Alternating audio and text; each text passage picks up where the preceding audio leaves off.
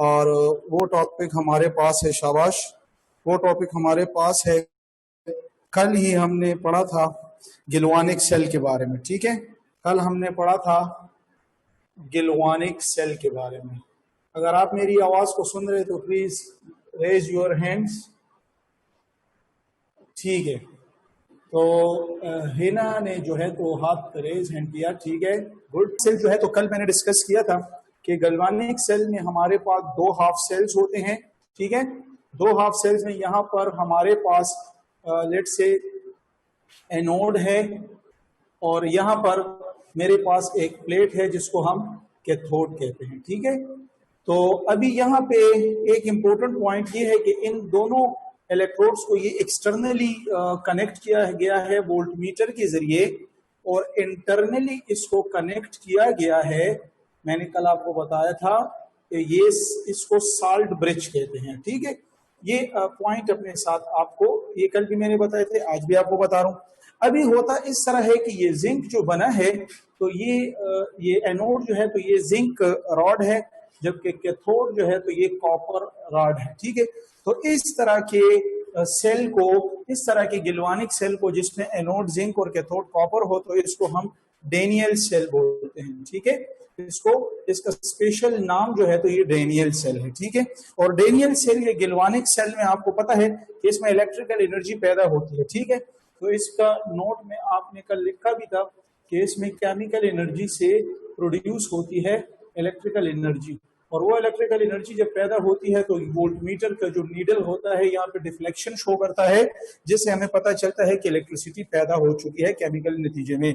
अभी होगा इस तरह कि ये जिंक जो है तो ये सारे हमारे पास जिंक है, तो इस मर्तबा ये जो डिप है तो ये डिप है जिंक सल्फेट में, इज इट क्लियर।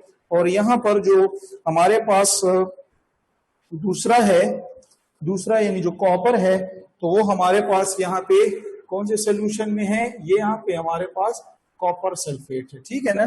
तो अभी होता इस तरह ये है कि एक पॉइंट ये याद रखें, नोट में आपको ईटा में आ सकता है कि हमेशा गिल्वानिक सेल में एनोड के ऊपर जो होगा तो वो नेगेटिव एनोड नेगेटिव प्लेट होती है। नॉर्मली हम कहते हैं कि एनोड पॉजिटिव और कैथोड नेगेटिव होती है, लेकिन गिल्वानिक एक ऐसा सेल है जिसमें एनोड नेगेटिव होता है और कैथोड प्लेट जो होती है यानी इलेक्ट्रोड तो वो हमारे पास पॉजिटिव होता है। और इसकी रीजन क्या है, क्योंकि यहाँ से जब जिंक जो है तो यहाँ पर बार बार इस प्लेट से डिसॉल्व होकर जिंक+2 में सोल्यूशन में आते हैं, जिसकी वजह से वो अपने इलेक्ट्रॉन को इस प्लेट के ऊपर छोड़ देता है, इसलिए हम कहते हैं कि एनोड नेगेटिव है। और एनोड इन दो इलेक्ट्रॉनों को जो इस पे रह जाते हैं जिंक+2 जब आयन रिलीज करते हैं तो वो दो इलेक्ट्रॉन यहाँ पे देता है, और जब यहाँ पे देता है तो यहाँ पे कॉपर+2 आयन जो होते हैं सोल्यूशन में तो वो आकर वो दो इलेक्ट्रॉन जो है तो वो इससे ले लेते हैं, जिसके नतीजे में ये कॉपर इसके साथ डिपॉजिट हो जाता है, और जब दो इलेक्ट्रॉन इसको दे देते हैं तो इसके ऊपर इलेक्ट्रॉन की फिर कमी आ गई तो इस पे पॉजिटिव चार्ज आ गया, ठीक है। तो ये कॉन्सेप्ट आप अपने साथ मस्ट याद रखें, ये आपको ईटा में आ सकता है कि गिल्वानिक सेल में जो साइंस होते हैं एनोड पे नेगेटिव, और रीजन क्योंकि एनोड का जिंक डिसॉल्व होकर सोल्यूशन में आएगा, और सोल्यूशन में आने से यहाँ पे जो जिंक के आयन आ गए अपने इलेक्ट्रॉन उस पर लीव कर दिए, छोड़ दिए प्लेट के ऊपर, इसलिए वो नेगेटिव हुआ एनोड, और वो फिर दोबारा इलेक्ट्रॉन कैथोड को देते हैं और वो पॉजिटिव इसलिए हो गया, फिर कॉपर उसके ऊपर डिपॉजिट होकर वो दो इलेक्ट्रॉन लेकर उस पर दोबारा पॉजिटिव चार्ज क्रिएट हो जाता है। तो जो इस कॉन्सेप्ट में समझ गए, रेज योर हैंड्स प्लीज, ये इंपॉर्टेंट कॉन्सेप्ट है, प्लीज रेज योर हैंड अगर आप समझ गए, ठीक है, वेरी गुड। तो ये बात जरूरी है अपने साथ आपने याद रखनी है ईटा के लिए, ठीक है। इसके अलावा जो है हमारे पास ये जो साल्ट ब्रिज है, यहाँ पे जो हमारे पास साल्ट ब्रिज है, तो साल्ट ब्रिज जो है तो इसका क्या फंक्शन है, तो साल्ट ब्रिज का फंक्शन ये है कि salt bridge normally KCl solution इसमें होता है, ठीक है। और वो KCl सोल्यूशन यहाँ पर क्या हुआ, यहाँ पर पॉजिटिव आयंस जो हैं तो वो तादाद में उसका इजाफा हो गया है, तो क्या होता है ये टूटता है K+ में और Cl- में, तो ये Cl- जो है तो ये यहाँ पे आ जाता है और इन आयंस को इन प्लेट के आगे से हटा देता है, अपनी साइड पे अट्रैक्ट कर लेता है, जिसकी वजह से इस प्लेट के इर्द गिर्द का माहौल साफ हो जाता है और रिएक्शन जारी रहता है, ये रिएक्शन स्टॉप नहीं होता। अगर आपको साल्टब्रिज यूज ना करते तो KCl ना होता, तो न्यूट्रलिटी कायम ना होती और ये सारे जिंक इस प्लेट के इर्द गिर्द होते, आयंस के फॉर्म में ही होते, लेकिन वो जमा हो जाते और फिर रिएक्शन स्टॉप हो जाता। तो साल्ट ब्रिज का पहले फंक्शन आप यहाँ पे लिखें कि ये हमारे पास मेंटेन क्या रखता है, maintain flow of electron in circuit, flow of electron in circuit. एक तो इसका ये, क्योंकि फ्लो ऑफ इलेक्ट्रॉन कब होगा, फ्लो ऑफ इलेक्ट्रॉन यहां से इस साइड पर होता है, यानी एनोड से कैथोड की साइड पर फ्लो ऑफ इलेक्ट्रॉन होता है। और फ्लो ऑफ इलेक्ट्रॉन जब होगा जब एनोड अपने जिंक को सोल्यूशन में रिलीज करेगा तो 2 इलेक्ट्रॉन बचेंगे जो कि वो कैथोड को देगा, और अगर वो सारे जिंक इर्द गिर्द जमा हुए तो फिर तो फ्लो ऑफ इलेक्ट्रॉन रुक जाएगी, तो फिर इलेक्ट्रिसिटी पैदा होना भी बंद हो जाएगी। तो लिहाजा साल्ट ब्रिज का पहला काम तो मेंटेन फ्लो ऑफ इलेक्ट्रॉन इस सर्किट। ईटा में ये पॉइंट आ सकता है आपके लिए, ये सारे एमसीक्यूज के पॉइंट है, ये भी एमसीक्यूज पॉइंट थे और ये जो भी साल्ट ब्रिज के फंक्शंस आ रहे हैं ये भी इसका आ सकता है। एक तो maintain flow of electron in circuit, और दूसरा है कि सॉल्यूशन की न्यूट्रलिटी को मेंटेन रखता है, ठीक है या नहीं। तो ये हमारे पास 2 बहुत बुनियादी फंक्शंस हुए किसके, शाबाश, साल्ट ब्रिज के, ठीक है ना। तो ये गिल्वानिक सेल के बारे में हमारे पास थोड़ी सी इंफॉर्मेशन थी जो कल हमसे रह गई थी, और मैंने ये जरूरी समझा कि आपको साल्ट ब्रिज के ये 2 बुनियादी फंक्शंस और एनोड और कैथोड नेगेटिव क्यों होते हैं और इलेक्ट्रॉन इस डेनियल सेल में कहां से कहां फ्लो होते हैं, एनोड से कैथोड पे फ्लो होते हैं, और इसमें क्या कॉन्सेप्ट है, ठीक है। जब हम ये चीजें पढ़ लें तो इसके बाद हमारे पास एक बहुत ही बुनियादी टॉपिक आ जाता है और वो है इलेक्ट्रोड पोटेंशियल, वो है इलेक्ट्रोड पोटेंशियल। तो इलेक्ट्रोड पोटेंशियल को है, बहुत इंपॉर्टेंट है, आप इलेक्ट्रोड पोटेंशियल को जो है तो गौर से सुने यहाँ पे कि इलेक्ट्रोड पोटेंशियल क्या होता है। अभी इलेक्ट्रोड पोटेंशियल इस तरह होता है कि वो पोटेंशियल जो क्रिएट हो जाए इलेक्ट्रोड का due to separation of charges from it in solution. अभी भी देखिए मैं आपको बताता हूँ डिफिनीशन, तो ठीक है, मैं आपको यहाँ पे एक एग्जांपल यही गिल्वानिक सेल की देता हूँ कि ये लेट सपोज मेरे पास एक हाफ सेल है, यहाँ पे मेरे पास ये दूसरा हाफ सेल है। इस हाफ सेल में यहाँ पर मैंने किसको डिप किया हुआ है, एनोड को डिप किया है, जिसको मैं जिंक से रिप्रेजेंट करता हूँ, और यहाँ पे जो दूसरा इलेक्ट्रोड जो कैथोड है जिसको मैं कॉपर का नाम दे दूं, कॉपर जो है तो ये, अच्छा ये कौन से एनोड यूज होते हैं और कौन से मटेरियल कैथोड यूज होते हैं, ये भी इसके बाद मैं एक टॉपिक कराऊंगा इलेक्ट्रोकेमिकल सीरीज में, आपको इन चीजों का पता चल जाएगा। तो अभी फिर वही बात है कि एक्सटर्नली कनेक्शन की गई है। अभी होता इस तरह है कि इस सेल में आपको नजर आ रहा है कि हर एक को अपनी ही सोल्यूशन में डिप किया हुआ है, बार बार लिखूंगा तो आपकी प्रैक्टिस होगी। ये जिंक सल्फेट है और ये कॉपर सल्फेट है। अभी होगा क्या, अभी होगा इस तरह, मैंने अभी आपको बताया है कि ये जिंक जो है तो ये इस प्लेट से जो आयंस होते हैं जिंक +2 आयन वो इस सोल्यूशन में आ जाएंगे। इज इट क्लियर, वो इस सोल्यूशन में आ जाएंगे। तो इसका मतलब है कि चार्ज इससे सेपरेट हो गए हैं और इसके ऊपर जो है तो कितने इलेक्ट्रॉन छोड़ दिए हैं, हर एक जिंक जो होता है तो 2 इलेक्ट्रॉन को यहाँ पे प्लेट पे ही छोड़ देता है, और वो 2 इलेक्ट्रॉन फिर फ्लो करके यहाँ पे कैथोड की साइड पर आ जाते हैं, और यहाँ से जो कॉपर आयन होते हैं तो वो अभी यहाँ पर सोल्यूशन से जो है तो आकर इस प्लेट के ऊपर जो है अटैच हो जाते हैं, और 2 इलेक्ट्रॉन इससे अटैच होकर मेटालिक फॉर्म में जिंक प्लेट कॉपर प्लेट पे अटैच हो जाते हैं, ठीक है। तो अभी इस दोनों केसेस में एक जगह पे प्लेट यानी एनोड अपने जिंक आयंस को सोल्यूशन को दे रहा है और इलेक्ट्रॉन उसके ऊपर बच रहे हैं, जबकि दूसरे में जो है तो आयन सोल्यूशन, एक जगह सोल्यूशन, यहाँ पर सोल्यूशन में आयंस जो हैं तो इंक्रीज हो रहे हैं और दूसरी जगह पर आयंस जो हैं तो डिक्रीज हो रहे हैं, क्योंकि ये आयंस आकर इस प्लेट के ऊपर चिपक रहे हैं, अटैच हो रहे हैं, डिपॉजिट हो रहे हैं, ठीक है। तो इन दोनों केसेस में एक पोटेंशियल पैदा होता है जो कि यहाँ पर एक नीडल फिक्स्ड होता है और वो हमें डिफ्लेक्शन शो करता है, जिससे हमें पता चल गया है कि जब कोई इलेक्ट्रोड अपने ही सोल्यूशन में डिप करके आयंस को चार्ज को सेपरेट करे, कोई आयन सोल्यूशन को दे, कोई सोल्यूशन के आयंस अपने साथ अटैच कर लें, इस नतीजे में जो करंट पैदा होती है, जो इलेक्ट्रिसिटी, जो वोल्टेज, जो ईएमएफ पैदा होता है, उसको हम इलेक्ट्रोड पोटेंशियल कहते हैं। तो इलेक्ट्रोड पोटेंशियल की डेफिनेशन हम प्रॉपरली इसकी डेफिनेशन कैसे करेंगे कि द पोटेंशियल ब्रैकेट में ईएमएफ लिख लें, the potential produce, the potential या the electricity produce by electrode, जो इलेक्ट्रोड की वजह से पैदा हो, और इलेक्ट्रोड की वजह से कैसे पैदा होगी, due to separation of charges,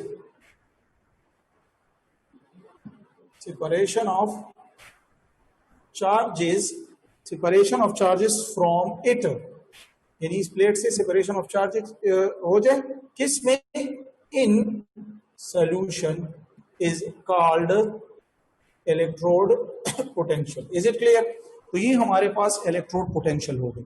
फिर इलेक्ट्रोड पोटेंशियल में हमारे पास दो टाइप्स हैं, तो यहां पर मैं हेडिंग लिख लूंगा और वो हेडिंग होगी टाइप्स ऑफ इलेक्ट्रोड पोटेंशियल। दो किस्म के इलेक्ट्रोड पोटेंशियल जो हैं तो हमारे पास हैं।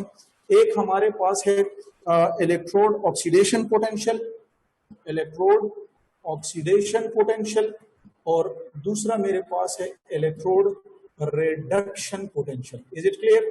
तो दोनों में देखें, दोनों बहुत जबरदस्त यही कंसेप्ट है जो मैंने डायग्राम बनाई, एक में ऑक्सीडेशन पोटेंशियल हो रहा है और दूसरे में रिडक्शन पोटेंशियल हो रहा है।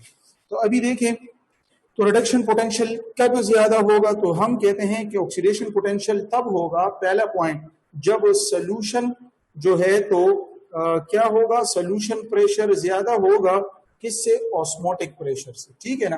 तो अभी सोल्यूशन प्रेशर और ऑस्मोटिक प्रेशर क्या है, तो यहाँ पे मैं आपको सिर्फ सोल्यूशन प्रेशर के बारे में बताता हूँ कि सोल्यूशन प्रेशर किसे कहते हैं।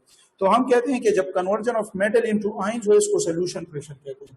तो क्या हो, conversion of metal into ions, इसको क्या कहते हैं, सोल्यूशन प्रेशर। और एक हमारे पास होता है, यहाँ पर एक दूसरा टर्म मैं आपको लिख लूं, और वो हमारे पास होता है ऑस्मोटिक प्रेशर, जो बिल्कुल इसका उलट है। और इसका उलट किस तरह होगा, conversion of ions into metal. ठीक है ना? तो अभी हम कहते हैं कि ऑक्सीडेशन पोटेंशियल, तो बिल्कुल आपको देखिए दिखाई दे रहा है, साफ साफ दिखाई दे रहा है कि ऑक्सीडेशन पोटेंशियल ये है मेरे पास। यहाँ पे क्या है, इलेक्ट्रोड ऑक्सीडेशन पोटेंशियल। और रीजन इसमें क्या है, क्योंकि इसमें जो है तो आयंस जो हैं तो यहाँ पे बाहर निकल आए हैं, तो इसका मतलब है कि मेटल जो है तो वो आयंस में कन्वर्ट हो रहा है ज्यादा, तो इसलिए सोल्यूशन प्रेशर ज्यादा है, ऑस्मोटिक, यानी आयंस आकर चिपकते नहीं है बल्कि प्लेट से आयंस निकलते हैं। तो इस वक्त ये ईटा के लिए बहुत इंपॉर्टेंट पॉइंट है, इसको हम इलेक्ट्रोड पोटेंशियल कहते हैं, लेकिन इसको ऑक्सीडेशन पोटेंशियल कहते हैं। लेकिन अगर दूसरे साइड पे देखा जाए, इस साइड पे, तो इस साइड पे जो है तो सोल्यूशन के आयंस जो हैं तो वो आकर यहाँ पे मेटालिक फॉर्म में डिपॉजिट होते हैं इलेक्ट्रोड से लेकर। तो इसके लिए हम क्या लिखेंगे, इसके लिए हम लिखेंगे सोल्यूशन प्रेशर कम होगा और ऑस्मोटिक प्रेशर, यानी आयन ज्यादा से ज्यादा जाकर मेटल में कन्वर्ट होंगे, उसके ऊपर चिपक जाएंगे, इसको रिडक्शन पोटेंशियल कहते हैं।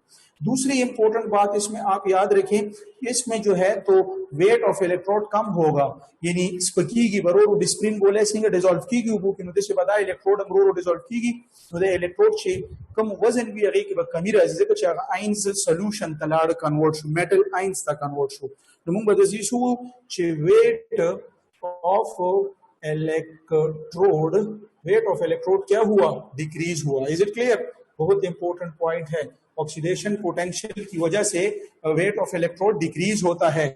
और अगर दूसरी साइड पर मैं देखूं तो यहाँ पर वेट ऑफ इलेक्ट्रोड आइंस रजीद पूरे चिकम दे अटैच की डिपॉजिट की वेट ऑफ इलेक्ट्रोड बजियाती, वेट ऑफ इलेक्ट्रोड जो है तो क्या हो रहा है, ज्यादा हो रहा है। बहुत ही इंपॉर्टेंट पॉइंट है दोनों। तो ऑक्सीडेशन पोटेंशियल और रिडक्शन पोटेंशियल के लिए ये पॉइंट याद रखें अपने साथ। ठीक है, तो ये बुनियादी 2 पॉइंट्स हैं आपके पास। पहले इलेक्ट्रोड पोटेंशियल किसे कहते हैं, जब कोई इलेक्ट्रोड अपने ही सोल्यूशन में डिप होता है और तो उसकी वजह से वो उस सोल्यूशन को या तो खुद डिसॉल्व होकर आयंस देगा, जैसे कि एनोड में यहाँ पे हुआ, या कैथोड की तरह अगर यहाँ पे सोल्यूशन से आयंस लेगा। तो इस दोनों केसेस में इलेक्ट्रोड यानी इलेक्ट्रिसिटी पैदा होगी, पोटेंशियल, जिसको इलेक्ट्रोड पोटेंशियल, और वो ऑक्सीडेशन और रिडक्शन हो सकता है, जिसकी आइडिया यहाँ पे आपके सामने। तो जो स्टूडेंट्स समझ चुके हैं, रेज योर हैंड्स प्लीज। अगर इस कॉन्सेप्ट को आपने समझ लिया है तो रेज योर हैंड्स। ठीक है, जबरदस्त, इसी तरह अटैच रहना है। अच्छा, आज का लेक्चर बहुत ही इंपॉर्टेंट लेक्चर है। ठीक है, बहुत ही इंपॉर्टेंट लेक्चर है, आगे आप देखते जाएं। जब आप इस चीजों पे इलेक्ट्रोड पोटेंशियल में इन दोनों चीजों पे भी समझ गए, तो अभी नेक्स्ट इसमें हम क्या करते हैं, स्टैंडर्ड हाइड्रोजन इलेक्ट्रोड लेते हैं और उसको जो है तो अटैचमेंट करेंगे। लेकिन उससे पहले मैं आपको इस तरह करवाता हूं कि पहले मैं आपको एक सीरीज करवाता हूं, इलेक्ट्रोकेमिकल सीरीज। वो इन सारे टॉपिक्स की जो है तो खुलासा सा है। वो जब आप करेंगे तो उसमें फिर मैं आपको सेल पोटेंशियल कैसे मेजर करते हैं, वो प्लस माइनस इलेक्ट्रोड के तौर, वो तरीका भी सिखाऊंगा। और उसके साथ फिर आप ये शी वगैरह अननोन ये भी आप जान जाएंगे, और कुछ बहुत जबरदस्त एमसीक्यूज हैं वो भी हैं। तो जब ये कर लें तो इंशाल्लाह फिर इसके बाद हम बैटरीज और उन साइड पे जाएंगे। तो पहले मैं यहाँ पे आपको इलेक्ट्रोकेमिकल सीरीज जो है तो ये बता रहा हूँ कि इलेक्ट्रोकेमिकल सीरीज जो है तो ये बुनियादी तौर पे आपको बहुत ही ज्यादा हेल्प देगा। और यहाँ से आपके 15 से 20 क्वेश्चंस एमसीक्यूज के टेक्निक्स जो हैं तो इंशाल्लाह वो आपके कवर हो जाएंगे। तो अभी इसको समझने के लिए मैं आपको पहले एक सीरीज यहाँ पे देता हूँ, इलेक्ट्रोकेमिकल सीरीज है। और यहाँ पे मैं लेट सपोज लिखता हूँ, यहाँ पे मैं लिखता हूँ कि यह शी है स्टैंडर्ड हाइड्रोजन जिसका 0.00 वोल्ट है। ठीक है, और ये सारी जो है तो नोट में ये लिखें, ये सारी जो मैं यहाँ पे वैल्यू आपको दूंगा नोट में, तो ये सारे आपके पास रिडक्शन पोटेंशियल्स हैं। ठीक है, इस लिस्ट में जो सारी वैल्यूज हैं वो रिडक्शन है। फिर उसको ऑक्सीडेशन पोटेंशियल में कैसे कन्वर्ट करते हैं, तो वो जब ई सेल आप मालूम करेंगे तो उसमें मैं आपको तरीका बताऊंगा। तो अभी यहाँ पे इलेक्ट्रोकेमिकल सीरीज है। तो इलेक्ट्रोकेमिकल सीरीज अगर आप अपनी बुक में देखें तो ऊपर की जानिब अगर हम जाएं तो यहाँ पे वैल्यू जो है तो नेगेटिव में होगी। ठीक है, जो वैल्यूज भी हों। और अगर नीचे की तरफ इस तरह आप सीरीज में आए तो आपके साथ पॉजिटिव रिडक्शन पोटेंशियल्स होगी। तो नेगेटिव में हमारे पास एक बहुत ही इंपॉर्टेंट एक है जो कि जिंक है, और जिंक की जो वैल्यू हमारे पास आती है रिडक्शन पोटेंशियल में वो -0.76 वोल्ट है। ये मशहूर है जरा इसलिए मैं जिंक लिखता हूँ, लेकिन आपको तमाम की तमाम याद होनी चाहिए क्योंकि आप ईटा का टेस्ट जो है तो देंगे। तो यहाँ पे अगर मैं इस साइड पे मशहूर कॉपर है तो कॉपर की अगर मैं आपको वैल्यू दूं यानी रिडक्शन पोटेंशियल की, तो वो पॉजिटिव जो है 0.34 वोल्ट में जो है तो वैल्यू आती है। अभी इनकी कैरेक्टरिस्टिक्स क्या है मैं आपको बता रहा हूं। यहाँ पर इनकी अलग से बातें हैं और इनकी अलग से बातें हैं। वो अलग से बातें बहुत जरूरी हैं। तो सबसे पहले मैं आपको जो है तो ऊपर वाले की बता दूंगा। एक तो ये याद रखें कि इसकी जो रिएक्टिविटी होगी, जिनका रिडक्शन पोटेंशियल नेगेटिव होगा वो ज्यादा होगी। Is it clear? एक नंबर 1 पॉइंट, अभी पॉइंट्स गिनते जाएं। नंबर 2 पॉइंट, ये स्पॉन्टेनियस रिएक्शन जो है तो करेंगे।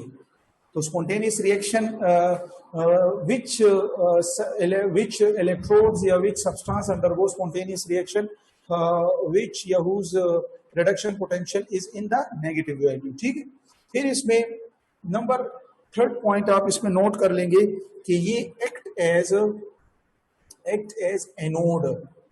याद रखें, नेगेटिव रिडक्शन पोटेंशियल वाले एनोड एक्ट करते हैं। अच्छा जनाब, चौथा पॉइंट इसमें आप इसमें लिख लें कि ये स्ट्रॉन्ग रिड्यूसिंग एजेंट होंगे। स्ट्रॉन्ग रिड्यूसिंग एजेंट होंगे क्योंकि ये दूसरे को रिड्यूस करेंगे। तो जब स्ट्रॉन्ग रिड्यूसिंग एजेंट होंगे तो ये जो है तो इजीली ऑक्सीडाइज होंगे, दूसरे को आसानी से इलेक्ट्रॉन दे सकते हैं। ठीक है, तो इजीली ऑक्सीडाइज, ये सारे ईटा के क्वेश्चन है। अभी इसमें मैं एमसीक्यूज आपको कर रहा हूँ, ये लिस्ट आपको याद रखनी है। ये इजीली ऑक्सीडाइज हो सकते हैं, आसानी से इलेक्ट्रॉन लॉस कर सकते हैं। कितने पॉइंट, 1 2 3 4 5 पॉइंट। छठा पॉइंट देखें इसका छठा पॉइंट जो है 6 पॉइंट इसमें लिख लें। तो ये जो है तो ये can displace metal below she, can displace metal below she. Below she मतलब ये शी है ना, तो शी से जो बिलो मेटल्स हैं ये वाले उनको डिस्प्लेस कर सकते हैं। तो ये आपके पास कम से कम 6 पॉइंट ऊपर वाले पॉइंट्स हों, 6 नीचे, तो ये 12 टेक्निक्स हो गए जो कि आप सीख रहे हैं। अभी ये डिस्प्लेस वाली बात पे जरा मैं आपको समझाता हूँ। यहाँ पर अभी देखें, लेट सपोज मैं यहाँ पे कॉपर लेता हूँ, ये है कॉपर सल्फेट का साल्ट है, इज इट क्लियर, और यहाँ पे आ गया है जिंक इसके सामने। तो अभी अगर आप देखें तो कॉपर की जो रिडक्शन पोटेंशियल है वो बिलो शी मतलब पॉजिटिव में आती है, और ये जिंक जो है तो ये अबव शी मतलब नेगेटिव में आती है। तो ये इस तरह करेगा कि ये इस कॉपर को हटा देगा और उसको डिस्प्लेस कर देगा, तो खुद जिंक सल्फेट बना लेगा और कॉपर को रिलीज कर लेगा। तो इसका मतलब ये हुआ, इज इट क्लियर। तो ये ईटा के लिए इंपॉर्टेंट पॉइंट है। आपको इस तरह जिंक सल्फर या कोई और एलिमेंट लियो जो कहेगा कि कैन दिस डिस्प्लेस दिस या नहीं, तो याद रखें कि डिस्प्लेसमेंट की पावर जो होती है तो जिसका नेगेटिव रिडक्शन पोटेंशियल होता है उसमें डिस्प्लेस करने की एबिलिटी होती है। तो ये 6 ट्रिक्स हो गए। अगर आप दूसरी साइड पे आए, अगर आप दूसरी साइड पे आए तो दूसरी साइड पे अगर मैं आपको लिखवाऊं यही पॉइंट, तो इसकी मैं क्या लिखवाऊंगा कि इसकी रिएक्टिविटी जो है तो सारा आगे का कांसेप्ट इस टेबल पे डिपेंड करता है। ये जिसने सीख लिया आगे क्वेश्चन वो बगैर किसी टेंशन के क्लियर करवाएगा, अदरवाइज फिर वो बार बार सोचेगा और स्ट्रगल करेगा। तो इसको देखें, इसकी रिएक्टिविटी कम होती है। दूसरा नंबर, ये नॉन स्पॉन्टेनियस रिएक्शन जो है तो इसमें ये काज करता है। और तीसरा इसमें पॉइंट हमारे पास क्या है कि ये एक्ट एज ये कैथोड एक्ट करते हैं, ठीक है। और जब कैथोड एक्ट करते हैं तो इसके बाद नेक्स्ट पॉइंट है कि ये क्या है, स्ट्रॉन्ग रिड्यूसिंग नहीं बल्कि ये स्ट्रॉन्ग ऑक्सीडाइजिंग एजेंट होंगे, स्ट्रॉन्ग ऑक्सीडाइजिंग एजेंट होंगे, ठीक है। और इसके बाद जो है तो ये इजीली रिड्यूस होंगे, यानी आसानी से इलेक्ट्रॉन गेन कर सकते हैं, दे नहीं सकते ये इलेक्ट्रॉन को गेन करने के लिए। और छठा पॉइंट जो है तो ये लिखेंगे कि can not displace metal from its salts या फ्रॉम इट्स कंपाउंड्स, ठीक है। तो ये आपके पास इसके पॉइंट्स आ गए, ठीक है ना। अभी जब ये पॉइंट सीख लें तो फिर आपको दिया होगा नेगेटिव, तो ये भी है, ये सारे नेगेटिव वैल्यूज हैं, ठीक है ना, सारे नेगेटिव वैल्यूज हैं। फिर आपको एक दिया होगा, लेट सपोज मैं आपको एक जर्नल नोट में बता दूं, एक जर्नल नोट में पॉइंट बता दूं, और पहला पॉइंट ये है कि लेट सपोज मैं कहता हूं मेरे पास ए एलिमेंट है और उसकी जो रिडक्शन पोटेंशियल है तो वो है मेरे पास -2, लेट सपोज ऐसी मैंने आपसे डाल दी। और बी मेरे पास जो है तो एक एलिमेंट है और उसकी रिडक्शन पोटेंशियल जो है तो ये हमारे पास है -1। तो अगर आप देखें तो एक -2 है और एक हमारे पास क्या है -1 है। तो दोनों में अगर आप देखें तो दोनों माइनस हैं, ये भी माइनस है और ये भी माइनस है। तो अभी अगर माइनस में हम, बल्कि मैं इस तरह कर लूंगा, एक मिनट आपको जो जर्नलाइज फॉर्म बताता हूँ, तो इससे अच्छा है कि मैं आपको आपके बुक के ही यहाँ पे पॉइंट्स बता दूंगा, यानी आपके बुक के मुताबिक जो रिडक्शन पोटेंशियल हो रहे हैं तो वही वैल्यू डाल लूंगा, तो जर्नल से बात जो है तो स्पेसिफिक में आ जाएगी। लेट सपोज मैं आपको इलेक्ट्रोकेमिकल सीरीज में लिख के दे रहा हूं, मिसाल के तौर पे है रिडक्शन पोटेंशियल में, बुक यहाँ पे नहीं है, ये चले ये देख लें, मैं ए और बी को भी मिटा के स्पेसिफिक जो है तो करवा दूंगा कि आप और भी इस पर समझें, ठीक है। फिर आप इस पे भी टेंशन लेंगे कि ये क्या चीज़ है, ठीक है, इसका क्या मतलब। अभी यहाँ पे लेट सपोज मैं लिखता हूँ जिंक, मैं यहाँ पे लिख लूंगा जिंक, ठीक है। तो जिंक की वैल्यू हमारे पास कितनी है, -0.76, ठीक है। और जिंक से ऊपर मैं आपकी बुक से एक वैल्यू ले लूंगा और वो ले लूंगा मैग्नीशियम। चले, मैग्नीशियम की वैल्यू कितनी है आपके पास, -2.38। तो अगर आप देखें तो ये हमारे पास नेगेटिव है और ये भी हमारे पास नेगेटिव है। तो अभी नेगेटिव में जो ग्रेटर वैल्यू होगी, ये देखिए ये नेगेटिव में नेगेटिव 0 पॉइंट, ये छोटी वैल्यू, और ये नेगेटिव में ग्रेटर वैल्यू, तो अभी दोनों नेगेटिव हैं। अगर ईटा में आएगा कि दोनों नेगेटिव हैं तो दोनों का क्या एक्ट करते हैं, आप कहेंगे कि नेगेटिव रिडक्शन पोटेंशियल है दोनों के, तो दोनों एक्ट एज एनोड है। ये देखिए हमने यहाँ पे पढ़ लिया है, ठीक है, दोनों एक्ट एज एनोड करते हैं। फिर मैं कह दूं दोनों जो है तो रिड्यूसिंग एजेंट जो है तो बतौर काम करते हैं। फिर स्ट्रॉन्ग दोनों में से कौन सा होगा, दोनों में से स्ट्रॉन्ग कौन सा होगा, तो इसके लिए आप जवाब देखें कि विच, अच्छा क्वेश्चन लिख लें कि which one is a strong reducing agent. अभी रिड्यूसिंग एजेंट तो दोनों हैं, लेकिन स्ट्रॉन्ग कौन सा होगा, तो इसका आंसर आप लिख लें कि इसमें जो मोर नेगेटिव वैल्यू होती है, तो मोर नेगेटिव वैल्यू देखिए, यानी नेगेटिव वैल्यू के साथ जो बड़ा नंबर होगा, ये बड़ा नंबर है तो ये हमारे पास मोर नेगेटिव, इसलिए मैग्नीशियम जो है तो स्ट्रॉन्ग रिड्यूसिंग एजेंट है जिंक के निस्बत, ठीक है। तो ये पॉइंट अपने साथ याद रखना है कि अगर आपको एक ही सीरीज में यानी ऊपर की वैल्यू से कोई 2-3 एलिमेंट देते और आपको कहते हैं कि इसमें से कौन सा है, तो फिर जितना हम ऊपर की तरफ जाते हैं लिस्ट में तो उतना वो जो है तो मोर नेगेटिव वैल्यू आपको देगा, और मोर नेगेटिव वैल्यू तो मतलब कि वो स्ट्रॉन्ग रिड्यूसिंग एजेंट होते हैं लेस नेगेटिव वैल्यू से, ठीक है। ये बहुत टेक्निकल पॉइंट है। इस तरह अगर मैं एक आपको दूसरा पॉइंट बता दूं और यहाँ पे नीचे से मैं एक 2 एलिमेंट ले लूं, लेट सपोज मैं कॉपर ले लूं और इसके अलावा मैं जो है तो आयरन ले लूं, ठीक है। आपको यहाँ पे ये दोनों गिवन है, तो कॉपर की वैल्यू आपको पता है कि रिडक्शन पोटेंशियल आपके पास बुक में है 0.34 वैल्यू है, ठीक है, और आयरन की जो रिडक्शन पोटेंशियल है तो वो हमारे पास 0.77 है। तो दोनों पॉजिटिव वैल्यू हैं। अभी दोनों ऑक्सीडाइजिंग एजेंट है, लेकिन इसमें स्ट्रॉन्ग ऑक्सीडाइजिंग एजेंट कौन सा होगा जिसकी मोर पॉजिटिव वैल्यू होगी, जो डाउन द ग्रुप और होगा। तो आयरन जो है तो ये मोर स्ट्रॉन्गली ऑक्सीडाइजिंग एजेंट है देन कॉपर, ठीक है। तो इस पॉइंट पे जो समझ चुके हैं हाथ उठाएं, शाबाश। ये फिर पूरी लिस्ट है, उसको आप जो है तो फॉलो अप करें इस तरह, सिर्फ ये पॉइंट्स अपने साथ जो है तो सीख लें। ये बहुत ही इंपॉर्टेंट पॉइंट था जो मैंने आपके साथ डिस्कस किया, तो लिहाजा इस तरह भी आपसे एमसीक्यूज में क्वेश्चन आपसे इस अंदाज में भी पूछे जा सकते हैं, ठीक है। जब आप ये कर लें तो इसके बाद नेक्स्ट हम डिस्कस करेंगे इलेक्ट्रोकेमिकल सीरीज में। जब हम ये कर लें तो फिर आपके पास नया नंबर आ जाता है कि सेल पोटेंशियल को जो है तो कैसे मेजर करते हैं, ठीक है। सेल पोटेंशियल को कैसे मेजर करते हैं, और सेल पोटेंशियल का तो बहुत ही आसान तरीका है, ठीक है। मैं अभी इसके बाद आपको यहाँ पे नेक्स्ट पेज पे सिखा रहा हूँ, ये सीरीज आपने याद करनी है, ठीक है। तो ये देखिए मैं आपको एक एमसीक्यूज देता हूँ, जनरल एमसीक्यूज देता हूँ, आप उस पर खुद ही सोचें, ठीक है।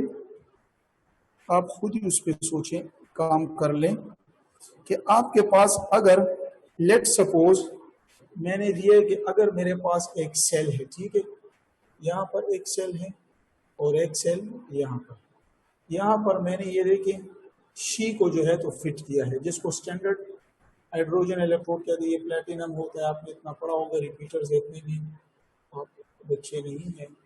और यहाँ पे जो है तो आपने अननोन इलेक्ट्रोड को फिट कर दिया, ठीक है। यहाँ पे वही बात है कि वो हीटर वगैरह, तो यहाँ पे मैंने एक सेल की कंस्ट्रक्शन कर ली, ये भी मेरे साथ हाफ सेल है, ठीक है, और ये भी मेरे साथ हाफ सेल है, 2 हाफ सेलों को मैंने कनेक्ट किया। अभी यहाँ पे जो मेरे पास ये जो अननोन जो है तो ये मेरे पास जिसको मैं मालूम करता हूँ कि अभी इनसे इलेक्ट्रिसिटी कितनी पैदा होती है, तो लेट सपोज मैं कहता हूँ कि ये मेरे पास सिल्वर है, Ag है, ठीक है। और Ag जो है तो ये हमारे पास कितना है, इसका जो इलेक्ट्रोड पोटेंशियल है, इलेक्ट्रोड पोटेंशियल की जो वैल्यू है वो है 0.8 volt. Students just 1 minute, okay, एक मिनट इंतजार करें, वो एक गेस्ट आ गया था। अच्छा, तो सिल्वर जो है तो ये हमारे पास 0.8 वोल्ट है, ठीक है। और ये हमारे पास कौन है, ये तो आपको पता ही है, आपके पास शी है, शी जो है तो ये तो 0.0 वोल्ट है। तो अभी हम कहते हैं कि इसका जो है तो ई सेल मालूम करें, तो ई सेल क्या होगा, तो ई सेल असल में ई सेल आप लिख लें, ई सेल जो है तो इलेक्ट्रोड जो सेल जो पैदा करते हैं, तो असल में फार्मूला है E कैथोड, ठीक है, माइनस ई डॉट एनोड। ये फॉर्मूला आप अपने साथ जो है तो याद कर लें। इस फॉर्मूला के ऊपर आप जो है तो ई सेल को कैलकुलेट करेंगे, ठीक है। तो अभी जो हमारे पास एनोड एक्ट करता है, जो हमारे पास कैथोड एक्ट करेगा, वो हमें कैसे पता चलेगा कि अभी शी कैथोड है या एनोड है, या इस तरह एजी जो है तो ये कैथोड है या एनोड है। तो मैंने आपको कुछ टाइम पहले बताया है कि क्या बताया था, इलेक्ट्रोकेमिकल सीरीज में शी जो है 0.2 पर नेगेटिव वैल्यू है और नीचे जो है तो पॉजिटिव है। तो अभी खुद मुझे बताएं कि ये वैल्यू किस में है। ये तो पॉजिटिव में फिर रही है, तो इसका मतलब है कि ये यहीं पर किधर है। और पॉजिटिव को आपको पता है मैंने क्या कंसिडर किया था, आपको पता है, यानी रिडक्शन पोटेंशियल, और ये भी रिडक्शन पोटेंशियल है, और ये शी का भी रिडक्शन पोटेंशियल। तो रिडक्शन पोटेंशियल तो पूरी सीरीज है, तो रिडक्शन पोटेंशियल जिसका लो होगा तो वो एनोड होता है, ठीक है ना। अभी आपको इससे पहले मैंने बताया। तो ये देखिए ये 0 है और ये 0.8 है, तो ये हमारे पास लो है रिडक्शन पोटेंशियल। इसका क्या आ रहा है, कम आ रहा है, जबकि इसका रिडक्शन पोटेंशियल क्या आ रहा है, ज्यादा आ रहा है। और जो कम आ रहा है रिडक्शन पोटेंशियल, तो वो मेरे पास क्या होता है, वो एनोड होता है।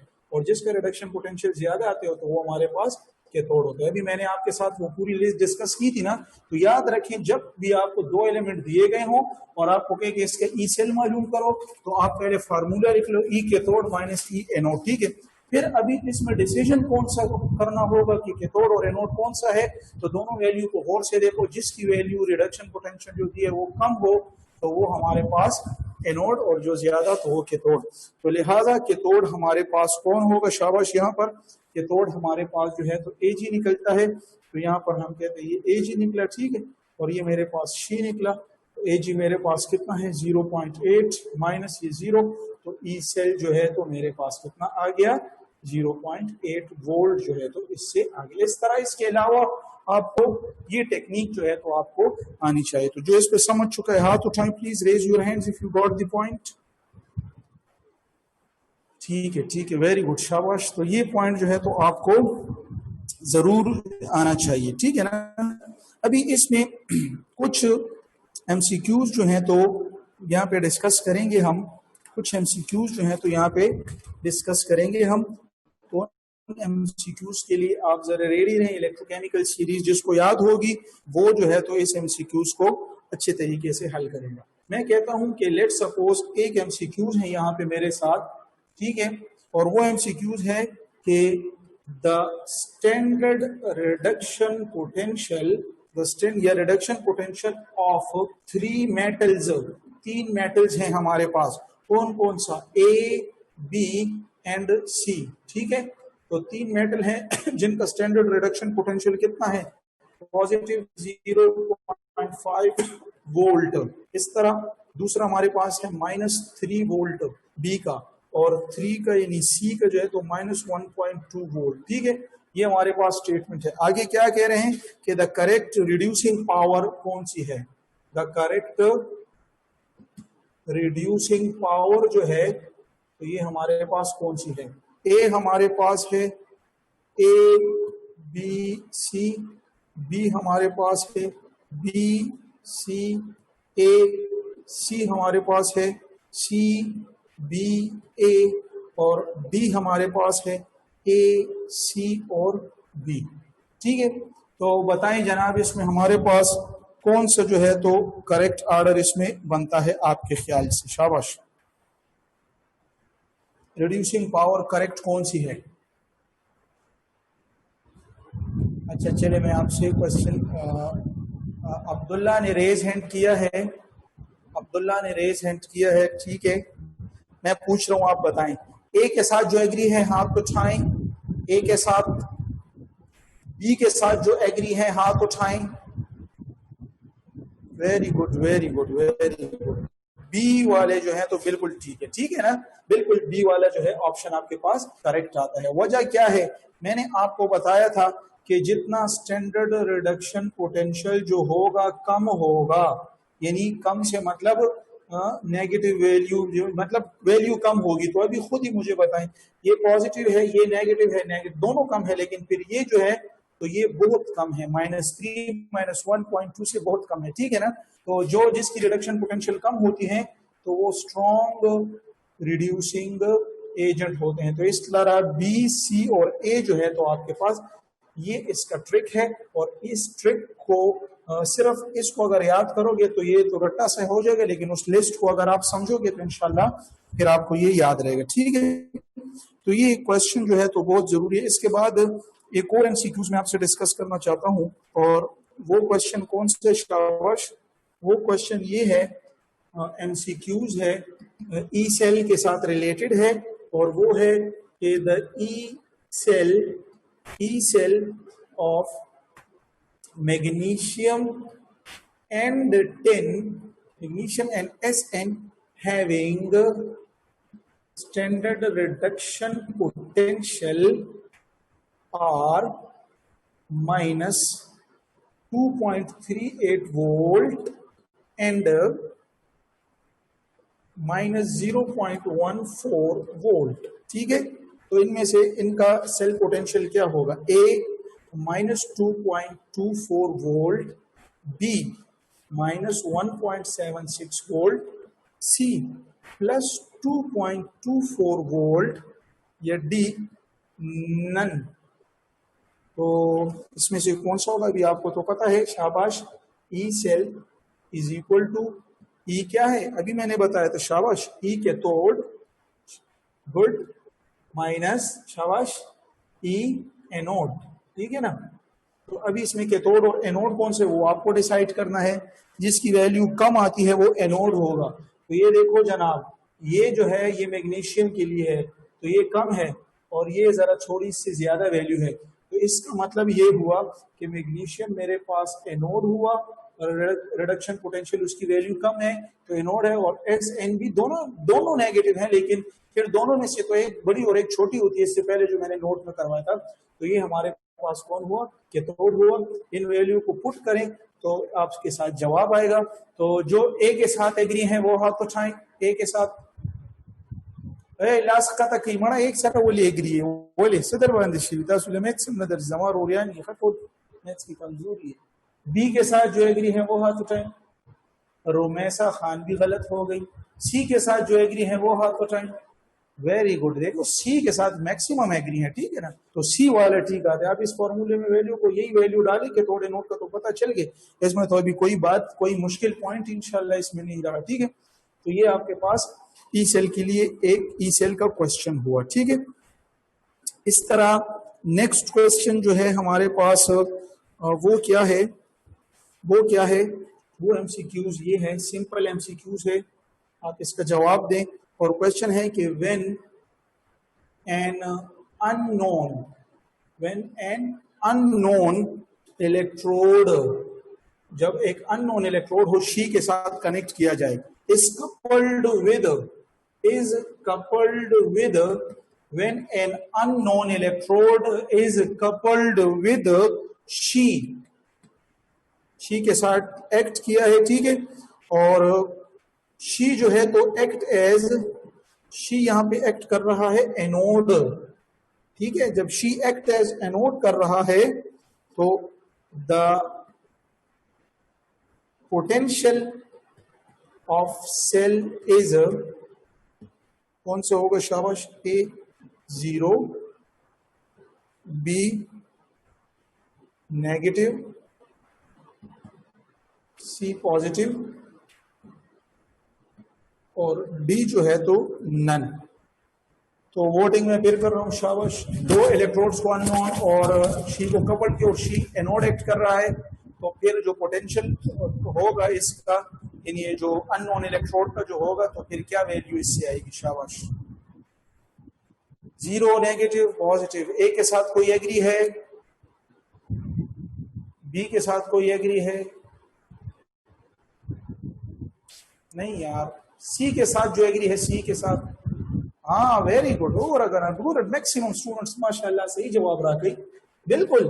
देखो ना, जब शी एनोड एक्ट कर रहा है, ठीक है, जब शी एनोड एक्ट कर रहा है तो डेफिनेटली ये तो पॉजिटिव एक्ट करेगा ना, ठीक है।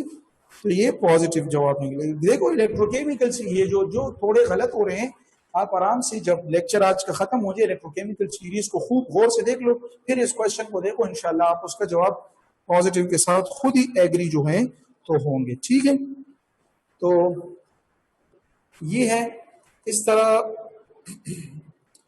एक और एमसीक्यूज मैं आपको यहाँ पे करवा रहा हूँ, और वो क्वेश्चन है हमारे पास एमसीक्यूज है कि value of standard reduction potential टूल बराजी खद से क्वेश्चन है बटूल राजी standard reduction potential of strong reducing agents are, ठीक है, strong reducing agent a large positive value, अभी पता चल जाएगा, देखो बार बार ये क्वेश्चन आ रहे हैं आपको इस सीरीज से आ रहे। दूसरा है 0 सी लार्ज नेगेटिव वैल्यू, और डी जो है तो नन। तो अभी देखो खुद देर सोच पका हुई इस मसले निश्ता मैं पूछ रहा हूँ, शाबाश। Standard reduction potential strong reducing agent की क्या होगी, लार्ज पॉजिटिव, 0 लार्ज नेगेटिव या नन। ए के साथ कोई एग्री है, वेरी गुड, जबरदस्त, ठीक है, कोई भी एग्री नहीं, क्योंकि लार्ज पॉजिटिव जो है तो मैं विजय ब्लास कता का वलिदा का सुन लार्ज पॉजिटिव वैल्यू खबर है 0 ना खत वैल्यू पॉजिटिव जो खत वाला चिकम देन उदय रिडक्शन पोटेंशियल को लार्ज पॉजिटिव देन आगा को स्ट्रांग ऑक्सीडाइजिंग एजेंट राइजिंग मादर लपागा लिस्ट की दी 0 ना बर लार्ज नेगेटिव वैल्यू चिकम देन आगा बस स्ट्रांग रिड्यूस। कौन सा बी के साथ जो एग्री है तो वो तो शी है स्टैंडर्ड, सी के साथ जो एग्री है वो वेरी गुड, जबरदस्त, वेरी नाइस, ठीक है ना, देर गुड गुड। तो सी जो है तो आपके पास वेल। तो इस तरह इंशाल्लाह आप क्वेश्चन करते जाएं, प्रैक्टिस बुक से देखते जाएं। तो यही क्वेश्चन है आपको इलेक्ट्रोकेमिकल। इस तरह तो मेरे पास बहुत क्वेश्चन है, लेकिन करेंगे तो इंशाल्लाह फिर और टॉपिक भी आगे करना, ठीक है। तो ये जो है तो आप सीख ले, ठीक है। इसके बाद हमारे पास नेक्स्ट जो टॉपिक आता है तो वो हमारे पास है शाबाश बैटरीज वाला। बैटरी के बारे में जो है तो हम पढ़ेंगे कि बैटरी जो है तो ये क्या चीज है, ठीक है। बैटरी के बारे में हम क्वेश्चन करेंगे कि बैटरी हमारे पास क्या चीज है। तो बैटरी की डेफिनेशन जो है तो आप जानते हैं कि बैटरी क्या चीज है, आपको पता है। ये जो इससे पहले मैंने टॉपिक पढ़ा है इलेक्ट्रोड पोटेंशियल और ये इलेक्ट्रोकेमिकल सीरीज और ये ई सेल को कैलकुलेट करना और ये अननोन को जोड़कर ई सेल मालूम करना, यही चीजें आपको इंशाल्लाह इन 3 टॉपिक से जो अभी आज मैंने पढ़ा इनमें से एक क्वेश्चन डेफिनेटली ईटा में आएगा और ये बैटरी से एक आएगा। अच्छा, ये दोनों आज का लेक्चर बहुत इंपॉर्टेंट है। तो बैटरी जो है तो बैटरी की क्या डेफिनेशन होगी, बैटरी की डेफिनेशन है कि it is the combination, it is the combination, ये कॉम्बिनेशन है ऑफ टू और मोर वोल्टेक सेल्स। जब 2 या 2 से ज्यादा वोल्टेक सेल मिल जाते हैं, एक भी होता है वो सिंपल बैटरी फिर होते हैं, ठीक है। और more voltaic cell of same kind in series combination, in series combination is called battery। तो इसको बैटरी कहा जाता है। फिर अगर हम बैटरी की क्लासिफिकेशन यहाँ पे करेंगे तो हम कहते हैं कि बैटरी को बुनियादी तौर पे असल में बैटरी, देखो ये एमसीक्यूज में आपको आता है, देखो नोट में एमसीक्यूज में लिख ले, नोट में एमसीक्यूज में लिख ले कि बैटरी जो है तो वो एक्चुअली गिलवानिक सेल होता है, ठीक है। गिलवानिक सेल, और गिलवानिक सेल तो आप जानते हैं जिसमें इलेक्ट्रिकल एनर्जी प्रोड्यूस होती है, ठीक है। तो बैटरी से इलेक्ट्रिकल एनर्जी असल में पैदा होती है, तो इसलिए ये असल में गिलवानिक सेल है। ये इटा में आ सकते हैं कि battery is galvanic cell, electrolytic cell, इस तरह एमसीक्यूज आपको आ सकते हैं। तो ये पॉइंट अपने साथ याद रखें। फिर बैटरी को हम यहाँ पे डिवाइड करते हैं 2 में। एक हमारे पास होती है प्राइमरी बैटरी, एक होता है प्राइमरी बैटरी, और एक हमारे पास जिसको हम नॉर्मली प्राइमरी सेल और सेकेंडरी सेल भी कहते हैं, ठीक है ना। और सेकेंडरी जो है तो बैटरी भी इसको कह सकते हैं, ठीक है। तो प्राइमरी में हमारे पास जो है तो 2 है जो बुनियादी, एक है ड्राई सेल और एक हमारे पास है मरकरी सेल। और इसकी डेफिनेशन जो है तो जनरली मैं एक वर्ड में लिख लूंगा कि नॉट चार्जेबल, नॉट चार्जेबल। जबकि अगर मैं सेकेंडरी बैटरी की बात करूं तो सेकेंडरी बैटरी जो है तो उसको भी मैं दो में डिवाइड कर लूंगा, और सेकेंडरी बैटरी के लिए मैं डेफिनेशन में यह लिख लूंगा चार्जेबल। तो चार्जेबल हो और बार बार चार्ज किया जाए, सेकेंडरी बैटरी या सेकेंडरी सेल होते हैं। इसमें एक हमारे पास होता है लेड स्टोरेज बैटरी, इनके रिएक्शन रिचार्ज और डिस्चार्ज वाले रिएक्शन ईटा के लिए जरूरी है, हम अभी डिस्कस करेंगे। और दूसरा हमारे पास है फ्यूल सेल। ठीक है, तो ये हमारे पास बुनियादी जो है तो एक चार्ट सी आ गई, और इसमें हम सबसे पहले डिस्कस करते हैं ड्राई सेल को। ठीक है, तो ड्राई सेल को जब डिस्कस करते हैं तो इसमें कोई इतनी बड़ी बात नहीं है, छोटी छोटी बातें हैं ईटा के लिए, हर एक पॉइंट एमसीक्यूज के लिए जरूरी है। पहले तो लिखें कि ये नॉट चार्जेबल, ये पॉइंट तो इसका पहले आता है। ये जो वोल्टेज आउटपुट वोल्टेज जो ये प्रोड्यूस करता है तो ये कितना होता है इसका 1.5 वोल्ट, जो कि हमारे पास क्या होता है, जो कि हमारे पास फिक्स होता है। ठीक है, इस तरह ये जो है तो यूज इन क्लॉक्स, घड़ियों में, टॉयज वगैरह, खिलौनों में एक्सेट्रा इसमें यूज होता है। ठीक है, ड्राई सेल।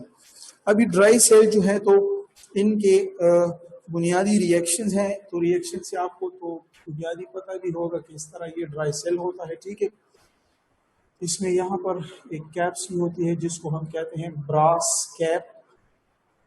ठीक है, और इसमें यहाँ पे एक रॉड सा आया होता है। ठीक है, ये रॉड जो होते हैं तो ये ग्रेफाइट, ये असल में कैथोड एक्ट करता है, और ये बना होता है किससे, ग्रेफाइट से।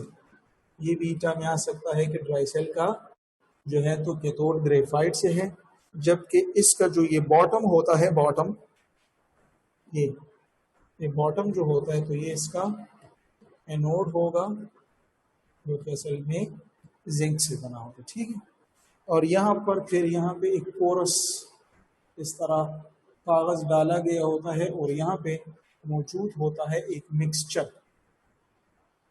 तो ये भी आता है ईटा के लिए जरूरी है कि इस मिक्सचर में कौन है।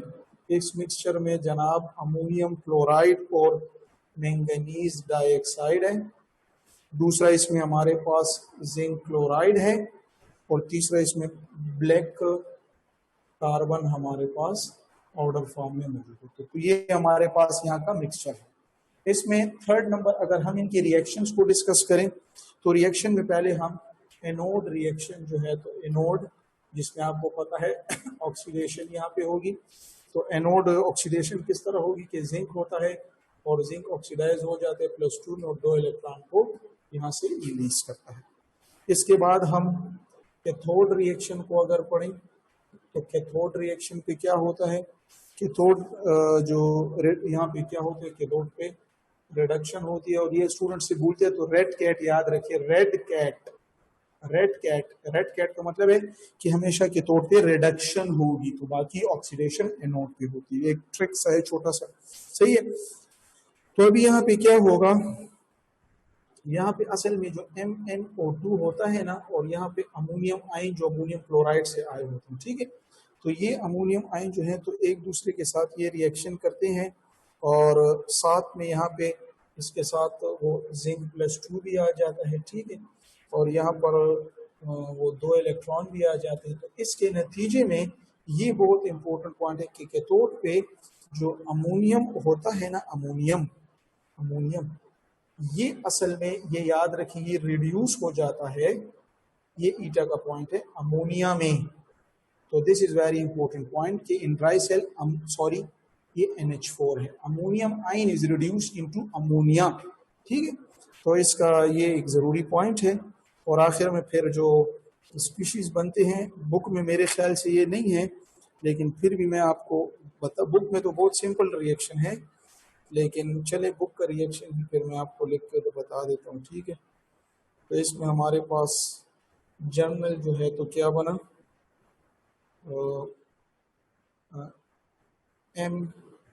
MnO3 बनता है, कोई मैकेनिज्म नहीं है, डायरेक्ट ये अमोनिया बना, ये ज़रूरी है कि याद रखो, H2O साथ में बना, ठीक है। और ये ऊपर वाले स्पीशीज भी होते हैं। तो ये हमारे पास ड्राई सेल में कुछ जनरल बातें कि जिंक ऑक्सीडाइज हुआ और अमोनियम आयन रिड्यूस हुआ अमोनिया में, और इलेक्ट्रॉन और जिंक जो है तो उनसे फिर हमारे पास स्पीशीज बन गए। इसके बाद हमारे पास नेक्स्ट जो है तो वो ड्राई सेल के बाद हम डिस्कस करेंगे लेड स्टोरेज बैटरी को। लेड स्टोरेज बैटरी को बहुत ज़रूरी इनके रिएक्शंस हैं दो, रिचार्ज और डिस्चार्ज के रिएक्शन जो है तो आपको याद रखने हैं। तो लेड स्टोरेज बैटरी जो है तो ये आपके पास कैसे है, शाबाश। लेड स्टोरेज बैटरी आपको पता है कि ये एक इस तरह बैटरी होती है, ठीक है, और इसमें नॉर्मली बहुत से खाने होते हैं, लेकिन छोटी जो बैटरी होती है उसमें 3 कंपार्टमेंट्स होते हैं, ठीक है। तो 3 कंपार्टमेंट ये भी हमारे पास यहाँ इलेक्ट्रोड होते हैं, ठीक है, इस तरह इनका इलेक्ट्रोड्स होते हैं, इस तरह यहाँ का इलेक्ट्रोड होता है, ठीक है, ये इलेक्ट्रोड्स होती है। और इनकी कनेक्शन कुछ इस तरह बनाई होती है कि ये हर एक कंपार्टमेंट 2 वोल्ट करंट पैदा करते हैं, तो ये भी 2 वोल्ट और ये भी 2 वोल्ट। तो टोटल हमारे पास अगर 3 कंपार्टमेंट की बैटरी है तो 6 वोल्ट पैदा करती है। और कनेक्शन इस तरह बना होता है कि ये अगर पॉजिटिव प्लेट है तो ये नेगेटिव, ये पॉजिटिव नेगेटिव, ये पॉजिटिव, ये नेगेटिव। तो कनेक्शन इस तरह सीरीज में होता है कि इसका नेगेटिव इसके पॉजिटिव के साथ, इसका नेगेटिव इसका पॉजिटिव, और ये आखिरी का पॉजिटिव इसके पॉजिटिव के साथ कनेक्ट होता है, ठीक है। इस कनेक्शन में यहाँ पे क्या होता है, यहाँ पे आपको पता है कि इसको डिप किया होता है H2SO4, ठीक है। इसके अलावा हमारे पास जो एनोड होता है तो वो लेड का बना होता है। जो एनोड होता है, जो एनोड होता है तो वो PB से बना होता है। तो यहाँ पे ये याद रखें कि जो एनोड होगा वो PB होगा, एक ये ईटा के लिए आपको याद रखना है, और जो कैथोड होता है ये भी ईटा में आता है, अक्सर MM के टेस्ट्स में भी रिपीट हो चुका है। जो कैथोड होते हैं तो वो लेड ऑक्साइड होता है, PbO2। तो ये छोटी छोटी बातें आपको याद रखनी है, ठीक है। इसमें फिर वक्त के साथ क्या होता है, रिएक्शन हम डिस्कस करेंगे। और रिएक्शन जो है तो यहाँ पे मैं सबसे पहले मैं डिस्चार्ज रिएक्शन जो है तो करूंगा, और दोबारा फिर रिचार्ज के बाद में करूंगा, ठीक है। तो यहाँ पे मैं डिस्चार्ज जो रिएक्शंस हैं तो उनको डिस्कस करूंगा। तो डिस्चार्ज जो रिएक्शन है तो उनमें सबसे पहले मैं डिस्कस करता हूँ एनोड रिएक्शन। डिस्चार्ज रिएक्शन में एनोड रिएक्शन, तो अभी आपको मैंने बताया कि एनोड किससे बना होता है, PB से बना होता है, ठीक है। PB से जब बना होता है तो इसके पास कौन आता है, H2SO4 आता है, क्योंकि H2SO4 इसमें मौजूद होता है। इसके अलावा हमारे पास यहाँ पे क्या इससे बन जाएगा, लेड सल्फेट बन जाएगा, ठीक है। 5 मिनट को सब आके मैं क्लास खत्म लिखूँ। लेड सल्फेट बन जाएगा और 2 हाइड्रोजन रिलीज हो गए और प्लस 2 इलेक्ट्रॉन ये रिलीज हो गए, ये आपके पास एनोड रिएक्शन है। लेकिन अगर आप यहाँ पे कैथोड रिएक्शन को पढ़ें तो कैथोड रिएक्शन में हमारे पास क्या होता है, शाबाश।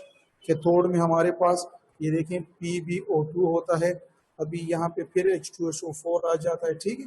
और इससे हमारे पास यहाँ पे वो 2H+ भी मौजूद है, ठीक है, सोल्यूशन में, और वो 2 इलेक्ट्रॉन भी यहाँ पे आ जाते हैं, जिससे हमारे पास फाइनल प्रोडक्ट PbSO4 बनता है और प्लस 2H2O बनता है, ठीक है। तो याद रखें एक पॉइंट अपने साथ आप जहन में कि हमारे पास यहाँ पे जो प्रोडक्ट्स बने हैं, हमारे पास जो यहाँ पे प्रोडक्ट बने हैं डिस्चार्ज रिएक्शन में, तो वो हमारे पास क्या बने हैं, शाबाश। ये हमारे पास डिस्चार्ज के जो प्रोडक्ट हैं तो कौन कौन से बने हैं, तो ये ईटा में आता है। ये नोट में MCQs के लिए लिख लें, नोट में MCQs के लिए लिख लें कि डिस्चार्ज प्रोडक्ट हमारे पास कौन कौन से हैं, डिस्चार्ज प्रोडक्ट्स में कौन कौन से प्रोडक्ट आते हैं, खुद मुझे बताएं, शाबाश। एक ये बना जिसको हम क्या कहते हैं, PbSO4, ठीक है। दूसरा इसमें कौन सा बना, शाबाश, ये देखें वाटर बना, तो यहाँ पे वाटर बना, ठीक है। और इसमें इस तरह और प्रोड्यूस क्या होते हैं, इलेक्ट्रिसिटी इसमें क्या हो जाती है, ये प्रोड्यूस हो जाती है ईटा के लिए। और इसमें कंज्यूम क्या हुआ, तो ये याद रखिए, देखिए कंज्यूम हमारे पास कौन हो रहा है, H2SO4। तो ये जो इतना पोर्शन जो डिस्चार्ज रिएक्शन के लिए मैंने अभी ऊपर बताई, तो ये नीचे ईटा के लिए पॉइंट याद रखिए कि discharge reaction lead storage battery में प्रोड्यूस लेड सल्फेट वाटर और इलेक्ट्रिसिटी होती है, जबकि कंज्यूम इसमें H2SO4 होता है। ठीक है, अभी जब हम इसके रिचार्ज रिएक्शन पढ़ेंगे तो रिचार्ज रिएक्शन तो है वो बहुत सिंपल है। रिचार्ज रिएक्शन में क्या होगा, शाबाश, रिचार्ज रिएक्शन में हम पहले क्या पढ़ेंगे, शाबाश, रिचार्ज में हम पहले पढ़ते हैं कैथोड रिएक्शन पढ़ लेंगे, कोई बात नहीं, कैथोड पढ़ते हैं, नोट कर ले कोई इस तरह पर। तो कैथोड रिएक्शन पढ़ते हैं, तो जब कैथोड रिएक्शन पढ़ते हैं तो उसमें हम कहते हैं कि PbSO4 को लिया जाता है, उसमें 2 हाइड्रोजन और 2 इलेक्ट्रॉन की एडिशन जब होती है, ये हाइड्रोजन एसिड से आ रहे हैं, ठीक है, तो इससे हमारे पास लेड बन गया और H2SO4। तो ये कैथोड रिचार्ज रिएक्शन है। जबकि एनोड रिएक्शन रिचार्ज में कैसे होगा, एनोड रिएक्शन में हम कहते हैं कि PbSO4 जो है तो वो क्या करेगा, वो वाटर के साथ मिलेगा, यानी 2H2O के साथ, और उसमें हमारे पास जो प्रोडक्ट होगा वो PbO2 बनाएगा, और प्लस हमारे पास एंड में क्या चीज प्रोड्यूस होगी इसके साथ, शाबाश, एंड में इसके साथ H2O प्रोड्यूस होगा। ठीक है, तो ये आपके डिस्चार्ज और रिचार्ज रिएक्शन है, बहुत ही इंपॉर्टेंट ये टॉपिक है, मैं फिर से बता रहा हूँ, इनको आपने सीखना है और यही ईटा में आपको आएंगे। ठीक है ना, तो इसके बाद नेक्स्ट जब हम ये पढ़ लें तो हमारे पास कौन सा सेल आ जाता है, शाबाश, फ्यूल सेल आ जाता है। ठीक है, फ्यूल सेल, नेक्स्ट हमारे पास आ जाता है फ्यूल सेल। ठीक है, तो फ्यूल सेल जो है तो उनकी रिएक्शन भी बहुत आसान है। फ्यूल सेल में हम क्या करते हैं, फ्यूल सेल के रिएक्शन जो है तो वो जरूरी है, आप अपने साथ रिएक्शंस लिख लें, रिएक्शन जरूरी है। तो फ्यूल इसमें यूज होती है वो तो क्लियर बात है। तो अगर मैं एनोड रिएक्शन लिखूं यहाँ पर, एनोड, तो एनोड में जो है तो हम कहते हैं कि यहाँ पर ये हाइड्रोजन होता है, ठीक है, और यहाँ से जो है तो OH आता है। OH कहाँ से आता है, इसमें आपने KOH को यूज किया होता है, ठीक है, तो इससे हमारे पास बन जाता है H2O। बैलेंसिंग की कोई जरूरत नहीं है, खैर एक हो या दो हो, ठीक है, और इसके साथ जो है तो क्या होता है, 2 इलेक्ट्रॉन भी लॉस हो जाते हैं, ऑक्सीडेशन हो जाती है किस पर, एनोड पर। और अगर हम कैथोड रिएक्शन को डिस्कस करें तो कैथोड रिएक्शन इसमें किस तरह होगा, यहाँ पे हाफ O2 मतलब एक ऑक्सीजन आता है, फिर पानी के साथ आता है, और वो 2 इलेक्ट्रॉन जो होते हैं तो ऊपर से जो आए होते हैं यहाँ पे रिडक्शन, तो यहाँ पे 2 हाइड्रोक्सिल आयन आ जाते हैं, यहाँ पर भी असल में 2 होते हैं। ठीक है, तो नेट रिएक्शन अगर हम इसका लिखें तो कटिंग कहाँ पे होगी, ये देखिए 2 इलेक्ट्रॉन इसके साथ कैंसिल हो गए, इस तरह ये 2H के साथ, तो एज अ होल हम इस तरह कह सकते हैं कि